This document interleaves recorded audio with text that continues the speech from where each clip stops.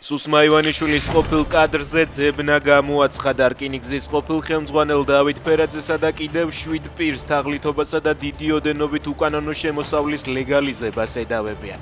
ფერაძე რკინიგზაში მისვლამდე ივანიშვილის თანაინვესტირების ფონდის კუთვნილი მტკვარი ჰესის გენერალური დირექტორი იყო. 2017-დან 25 წლამდე კი რკინიგზას ხელმძღვანელობდა. მას მხრიდან 12 წლამდე პატიმრობა ემუქრება.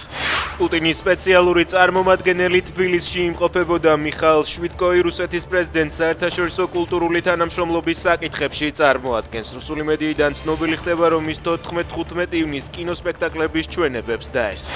დღეს, როდესაც მსოფლიო პოლიტიკა ლიდერების დეფიციტს განიცდის, სერბეთს გამორჩეული ლიდერი ჰყავს, ასე მიმართა კობახიძემ ვუჩიჩს საერთო პრესკონფერენციისა. სერბეთის პრეზიდენტი ვიზიტით თბილისში მეორე დღეა იმყოფება.